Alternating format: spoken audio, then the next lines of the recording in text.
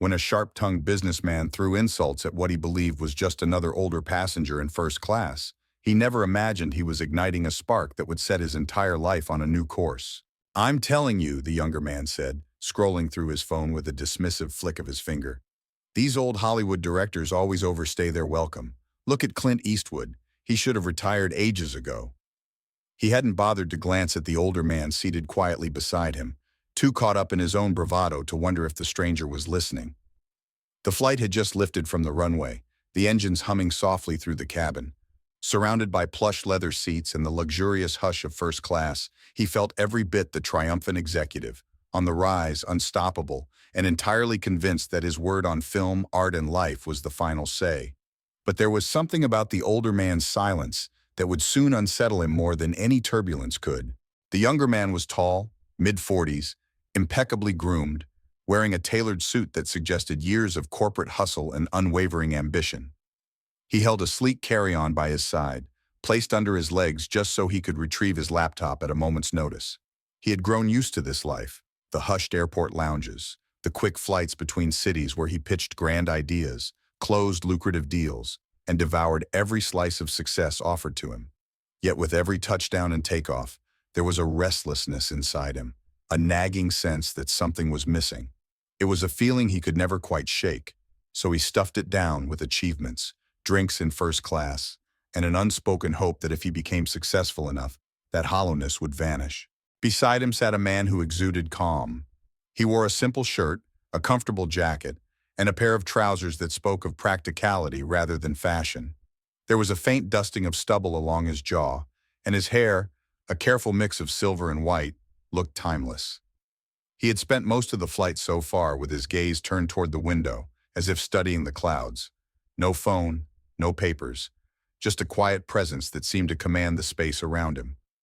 When the younger man kept talking, first to no one, then about Clint Eastwood, the older man turned, just slightly, giving him a measured look. And though the younger man was still oblivious, he should have seen the clue in those eyes.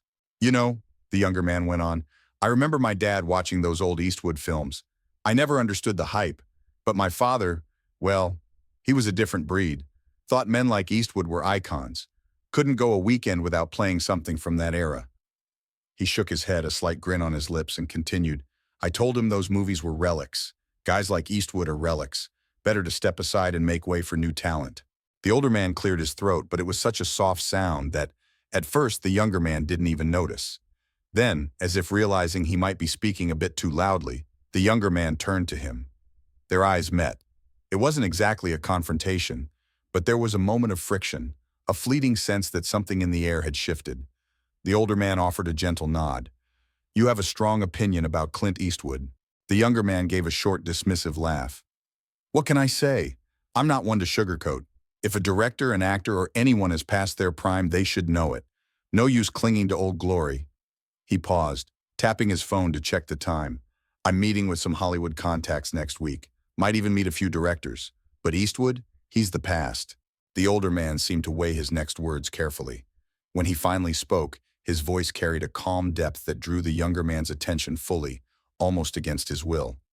"Some might argue Clint Eastwood has done more for film and storytelling than most will accomplish in their entire career." A flicker of annoyance crossed the younger man's face. "Could be, but everything has an expiration date. Past success doesn't guarantee current relevance." He shifted in his seat, trying to exude confidence, though something about the older man's gaze made him feel oddly defensive. "Anyway," he went on, "like I said, it's time for a new generation to take the reins." The older man didn't argue. Instead, he watched the younger man for a moment longer, then turned back to face forward, his expression neutral. The younger man felt a small pang of discomfort. This passenger's composure, his tranquility, was strangely disarming, but the younger man had spent years developing a shield of self-assuredness, so he quickly brushed the feeling aside. He was about to slip in his earbuds, maybe watch a movie, when the older man spoke again. "So you're a busy man," he said, nodding at the phone still clutched in the younger man's hand. "Traveling for work, I assume?" "Constantly," the younger man replied with a confident shrug. "Got meetings on both coasts, meeting some potential investors, maybe a studio or two for a big project. I'm in finance, venture capital specifically. Hollywood's always looking for money. Guess that's how I ended up in the same cabin as you." He chuckled softly at his own remark. By the way, name's Jeremy. The older man didn't offer his own name in return. Instead, he gave a polite smile. It's interesting that you're connected to Hollywood, considering your views on certain legendary figures. Jeremy only shrugged again, refusing to read anything into the older man's mild statement. Business is business, he said. I'm not starstruck by the old guard.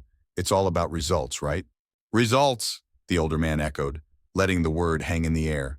Then he turned his attention to the flight attendant who was making her way down the aisle, offering dinner menus. Jeremy ordered a quick meal, something fancy the airline served, and the older man did the same, though he chose a simpler dish. As they waited for the food, the hum of the plane filled the silence between them. Jeremy kept stealing glances at the older man, intrigued by how at ease he seemed, like a man who never needed to prove himself to anyone. In Jeremy's world, that was a rare trait. He was about to break the silence when the older man tapped the armrest gently. You mentioned your father, he said. He was an Eastwood fan, you said? Fan might be an understatement, Jeremy replied, rolling his eyes in mild exasperation. The man practically worshipped Eastwood's westerns. We must have watched Unforgiven 100 times. He'd say it reminded him of a different era, a time when men understood, I don't know, integrity, something like that. I didn't pay much attention. I was always more into numbers and practical things. Didn't see the point in romanticizing the past. The older man's gaze flickered with an emotion Jeremy couldn't place. Maybe it wasn't just about the past. Sometimes people see themselves in a story, in a character. It can shape the way they live, the way they dream. Jeremy chuckled. Sure. But my father, well, we never saw eye to eye. He wasn't big on me going into finance. He wanted me to do something meaningful, as he put it. I guess he thought my life was all about money. And maybe it is. He shrugged. Not entirely proud, not entirely ashamed either. He died a few years back, and we never really resolved anything. I still can't watch those old westerns without hearing his voice in my head, telling me I'm missing the point. A beat of silence settled between them. The older man nodded, a quiet empathy in his eyes. Then he offered a small, kind smile. Sometimes we don't realize what we've missed until it's no longer there. Something about that remark put Jeremy on edge. He muttered a non-committal agreement and turned his attention to the glowing screen in front of him, determined to focus on something else. The flight attendant returned with their meals. Jeremy unfolded his tray table and tried to lose himself in the complexities of braised short ribs and a side of asparagus. For a few minutes, neither man spoke. But Jeremy's thoughts kept drifting back to the conversation. For all his posturing and talk of relevance, he couldn't shake a certain feeling. A sense that the older man's calm was rooted in a self-assurance Jeremy had rarely encountered in the cutthroat world of big business. Once or twice he caught the older man studying him with a thoughtful expression, and it made his stomach twist with an unexpected self-consciousness. Why did he care what this stranger thought? He tried to brush it off, but it lingered like a half-remembered tune he couldn't stop humming. Finally, he set down his fork and took a breath. So, he said, turning to the older man, you seem like you might be in the industry too. Or maybe you've just got a real passion for classic films. The older man dabbed the corner of his mouth with a napkin. You could say I've been around Hollywood for a while. Jeremy laughed lightly, though a flicker of curiosity sparked in his eyes. Let me guess, a retired stuntman or something? The older man's lips quirked into a subtle smile. Something like that. Jeremy grinned, feeling a bit more at ease. Well, you certainly carry yourself like you've seen it all. Must have some stories. More than a few, the older man replied, setting his napkin aside. And if you're planning on working with some of those directors, maybe you'll see there's a reason certain legends remain legends. Jeremy tried not to roll his eyes. Sure, if they can reinvent themselves. But if they just cling to the same old formula, what's the point? The older man leaned back, considering Jeremy carefully. Maybe the point is deeper than formulas or reinvention. Maybe it's about telling stories that speak to the human heart, no matter the decade. There was something oddly stirring in those words, but Jeremy forced out a chuckle. You sound like my father now, he joked, though the mention of his dad twisted something inside him. He motioned to the flight attendant for a cup of coffee, feeling suddenly tired. The older man didn't press further. Instead, he too asked for coffee, then turned his gaze back to the window. The plane soared through the night sky. Most of the cabin lights were dimmed now, the rest of the first-class passengers drifting off to sleep or engrossed in their private entertainment systems. Jeremy flipped through some spreadsheets on his laptop, but the numbers blurred in front of his eyes. Every so often he glanced at the older man, who appeared deep in thought, sipping his coffee in slow, reflective silence. It was only when a passing flight attendant paused to greet the older man with reverence, far beyond the usual politeness, that Jeremy felt a jolt of realization. He caught the flight attendant's words. "It's such an honor to see you again, Mr. Eastwood. Let me know if you need anything else at all." "Mr. Eastwood." Jeremy's heart lurched. His mind went blank, then refocused with a jolt of panic. He turned to the older man, eyes wide. The older man gave a small, knowing nod. "I don't always fly private," he said gently. "Sometimes I like to just be among people, see the world from the ground level." A flush of mortification spread across Jeremy's cheeks. This couldn't be real. He swallowed hard. "Wait, you're Clint Eastwood?" He asked it even though he already knew the answer. His voice was suddenly small, as if he were a kid caught stealing from the cookie jar. Eastwood studied him for a moment, then nodded. "Clint," he offered quietly, a hand extended. Jeremy shook it in disbelief, his earlier bravado replaced by a wave of apologetic guilt. He stammered something incomprehensible before managing. I didn't recognize you. I'm sorry if..." Eastwood held up a hand to stop him. "You're entitled to your opinion," he said, his tone kind but firm. "But I do appreciate a little respect, especially when you speak of me within earshot." Jeremy's mind raced back to the snide remarks he'd made about relics and irrelevance. Shame poured into his chest. He wanted to apologize, but words failed him. Finally, he managed, "I had no idea. My father, he would have lost his mind if he knew I..." He trailed off, feeling that old ache in his gut. "I didn't mean to insult you, it's just, I talk without thinking sometimes." Clint nodded, accepting the apology with grace. "Sounds like you and your father had your differences, but maybe you can still learn something from his love for old stories." Jeremy felt a pang, thinking about how his father had died before they could truly patch things up. How many times had he made fun of those old films, ignoring the deeper values his dad tried to impart? He inhaled slowly, then exhaled, forcing himself to speak with honesty instead of bravado. "I'd like that," he said. "Maybe there's a lot I still need to learn." Clint studied the younger man's eyes, seeing the conflict there. With quiet empathy, he answered, "We all do. Doesn't matter how much we achieve or how old we are, there's always more to discover." And so they talked, or rather Jeremy spoke in hushed, uncertain tones, while Clint listened with the patience of someone who'd heard 1,000 stories, each unique yet connected by the universal threads of regret, hope, and longing. Jeremy revealed bits about his father, how the man worked at a local garage while devouring every Western or war film starring Clint Eastwood, how he'd spoken about the grit and perseverance of men who didn't always follow the rules but found a moral code in the end. "He admired you," Jeremy said softly. "Maybe I never understood why, but sitting here with you I start to see it. You have a presence, something I can't quite describe." Clint let out a low chuckle. "I don't know about that. I'm just a man who's been around.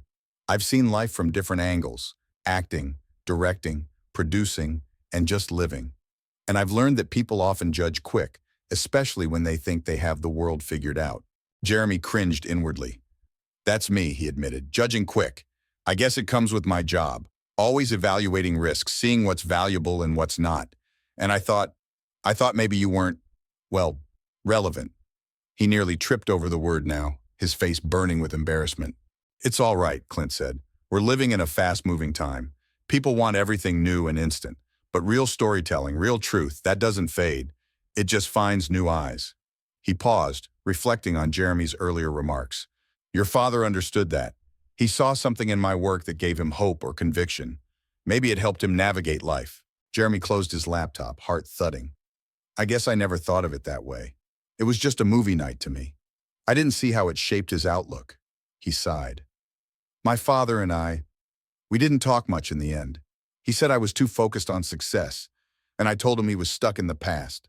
We parted ways, and soon after he got sick. I never got the chance to say sorry." Clint reached over to place a gentle hand on Jeremy's shoulder. "We can't change those final conversations, but we can honor the best parts of the people we've lost. Maybe watch one of those old westerns and see if you can find what your father saw. Might bring you some peace." They spoke until the flight attendants indicated that the plane was preparing to land. Jeremy hardly noticed the shift in altitude. He felt a mix of nerves and wonder, like a child learning something vital for the first time. Clint Eastwood. It still felt surreal. But as the plane touched down and taxied to the gate, Jeremy found himself strangely reluctant to step back into the whirlwind of his everyday life. He wanted to keep talking, keep gleaning insights from this legendary figure who had once been nothing but a name on a screen. As they unbuckled their seatbelts, Jeremy turned to Clint, adrenaline surging. "Mr. Eastwood, Clint, thank you for hearing me out, for not dismissing me after what I said. I was rude and I—" Clint raised a hand again, stopping him. "You're not the first person to say such things," he said with a hint of humor. "And trust me, I've been called worse. People have strong opinions about me, my movies, my politics, everything. But at the end of the day, I'd rather see someone learn from a mistake than never make one at all."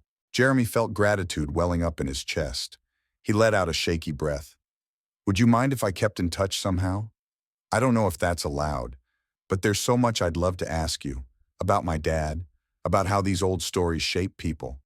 I want to—" Clint patted Jeremy's arm. "We'll see each other again, I'm sure." He didn't promise anything, but there was warmth in his voice. Sometimes life has a way of circling back. They joined the small crowd of first-class passengers gathering their belongings. People around them whispered excitedly, some clearly recognizing Clint Eastwood and struggling to contain their enthusiasm. Clint moved gracefully, used to the attention, but never flaunting it. Jeremy was struck by how humble he seemed, how unpretentious, despite being a Hollywood legend. The man who had shaped an entire generation's view of rugged determination still carried an air of quiet reflection. In the terminal, as they parted, Clint gave Jeremy a final nod. "Take care of yourself," he said. "And about your father. Don't be too hard on yourself. We're all still learning." Jeremy nodded, swallowed, and watched Clint walk away, shoulders straight, steps unhurried. A sense of awe washed over him, mingled with the pang of regret for insulting the very man his father had revered. But there was also a flicker of possibility, like a new door had cracked open in a corner of his life he'd never bothered to explore. He turned and made his way through the crowded airport, his mind spinning with 1,000 thoughts. He had no clue how, but he knew his life wouldn't feel quite the same from this moment on. In the hectic days that followed, Jeremy couldn't shake the sense that fate had handed him an extraordinary opportunity. The older man he'd insulted was Clint Eastwood. That single fact echoed in every corner of his thoughts. Whenever he tried to bury himself in spreadsheets or presentations, memory would thrust him back to that calm voice, those wise remarks, the unexpected kindness after Jeremy's clumsy disrespect. He flew from one city to another, attending meetings where high-powered executives pitched grand visions to lure his venture capital. He listened and nodded, but always with half his attention on something else. Colleagues noticed a subtle change in him, his usual sharpness now tinged with a curious introspection.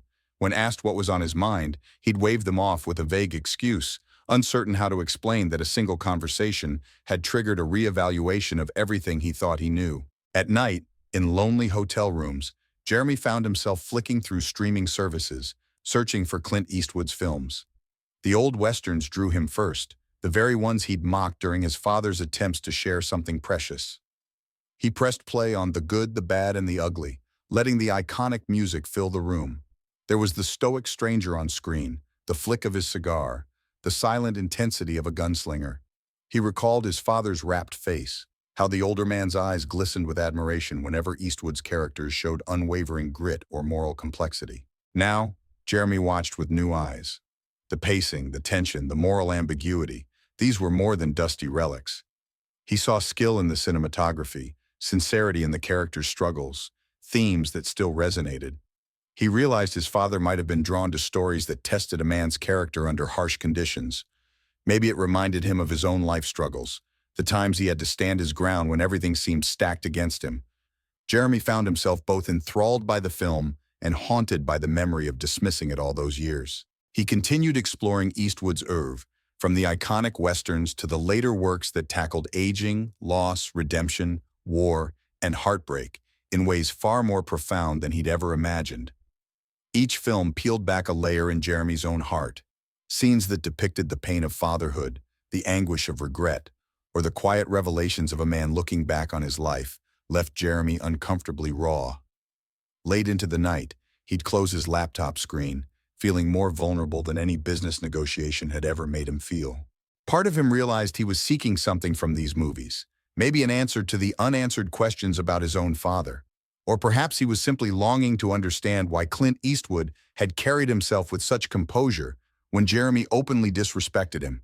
The man had shown dignity, not arrogance. It was a quality Jeremy suddenly craved. In the midst of this quiet shift, Jeremy received an unexpected call. A film studio executive, who had heard of Jeremy's extensive venture capital network, invited him to a small private gathering. They wanted to discuss a potential partnership that blended commerce with culture. Jeremy found himself strangely excited, not just for the deal but for the possibility, however slim, that Clint Eastwood's name might surface in the conversation. It was a spark of hope he couldn't fully explain.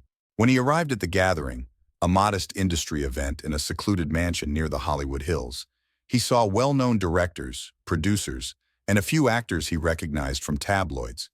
It was a world he usually approached clinically, analyzing budgets and returns on investment.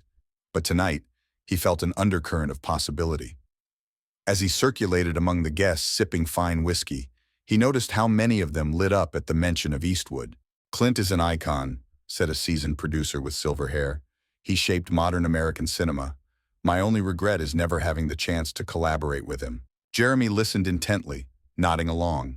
Inside, he was burning to mention his chance encounter on the plane, but he also felt reluctant, protective of that memory. It wasn't a trophy to display or a story to use for clout. It felt more personal, more meaningful than that. Toward the end of the evening, the film studio executive led Jeremy to a quiet corner. "Look," the executive began, "we've got a project on the horizon, something that's going to need a delicate balance of art and financing. We want to adapt a screenplay that's part Western, part drama, part generational story. We're hoping to pique the interest of certain, shall we say, legendary figures." He offered Jeremy a meaningful glance. Jeremy's pulse quickened. "Legendary figures like who?" The executive chuckled softly, swirling the whiskey in his glass. "We've sent out some feelers to Mr. Eastwood's team. He's selective these days, but we think if the right script lands in front of him, he might consider directing or consulting." A spark of excitement shot through Jeremy. He fought to keep his voice calm. "Clint Eastwood? That would be, that's a dream for a project like this." The executive nodded with a small smile. "Indeed it is. Now, we've heard you're pretty open-minded and your fund is always looking for unique opportunities. So I'm telling you first, if we can get his attention, you could be instrumental in bridging the financial gap. Interested?" Jeremy cleared his throat. "Definitely interested." His mind raced back to the moment on the plane, the fleeting possibility that Clint might recognize him. Would Eastwood be open to working with someone who'd been so dismissive? Jeremy resolved to try regardless. He wanted to help make something that honored the storytelling Clint Eastwood stood for. They agreed to keep in touch, and Jeremy left the mansion feeling a strange elation. Fate seemed to be drawing him closer to a second chance, to redeem his earlier insult and maybe, in a small way, connect to his father's legacy through the man his father so admired. Back at his hotel, Jeremy couldn't sleep. His thoughts roamed from the airy first-class cabin to the dimly lit Western sets he'd seen on screen. He saw his father's worn-out face, the lines of disappointment from the many times Jeremy had brushed him off, and he saw Clint's calm regard, the forgiveness he'd offered without making Jeremy grovel. He turned on a small lamp and searched his contacts for any possible way to reach Clint Eastwood's team. He had a few Hollywood connections, distant acquaintances mostly, but enough to start digging. He composed a carefully worded email, explaining that he represented a venture capital group eager to support a project suited to Eastwood's sensibilities. He tried not to sound desperate, though part of him was. He reread the message 3 times before hitting send. Days passed. Jeremy went through the motions of his daily tasks, but his heart wasn't in them. He found himself more often behind a laptop, reading interviews Clint Eastwood had given over the decades, immersing himself in the man's perspective on life, morality, and filmmaking. He kept replaying the plane conversation, especially the moment Clint recognized his father in Jeremy's story, as if that were the turning point from insult to understanding. Finally, an email arrived. A short note from someone at Eastwood's production company, acknowledging receipt of Jeremy's inquiry, no promises made. But it was enough to spark renewed determination. Jeremy kept working his connections politely but persistently. He told himself it was all for the project, but he knew better. On some deeper level, he wanted to face Clint again, not as the clueless man who had thrown thoughtless insults, but as someone prepared to honor everything Clint and his father valued: integrity, redemption, and the power of a well-told story. His chance came one afternoon when he received a call from that same contact. "Mr. Eastwood read your proposal," said the voice on the line. "He's intrigued by the concept, but he wants to talk to you directly. Can you meet him at his office next week?" Jeremy almost dropped his phone. He had faced CEOs worth billions without blinking, but the thought of sitting across from Clint Eastwood made his stomach flutter. "Yes," he answered, voice tight with excitement. "I'll be there." The day of the meeting, Jeremy found himself in a minimalist conference room. Framed posters of classic Eastwood films lined the walls, each carrying a piece of cinematic history. A hush seemed to rest over the space, a quiet reverence for the decades of work created under this name. Jeremy paced, tugging at his suit jacket, heart pounding. At last, the door opened. Clint Eastwood entered, carrying a small folder. He wore an unassuming shirt and trousers. The lines in his face told a story of years and experiences that no script could replicate. Jeremy stood up straight, trying to maintain composure. Clint offered a slow nod. "You again," he said, voice calm. Jeremy laughed nervously. "I guess I wasn't sure you'd remember me." Clint set the folder down and leaned against the table. "I remember you," he said quietly.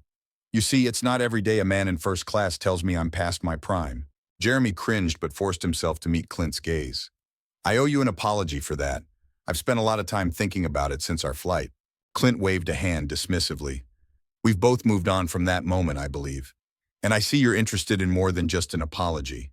With that, they sat, and Jeremy laid out the framework of the project, explaining how he believed it resonated with the themes Clint often explored: moral choices, a world changing too fast, and people caught between loyalty and ambition.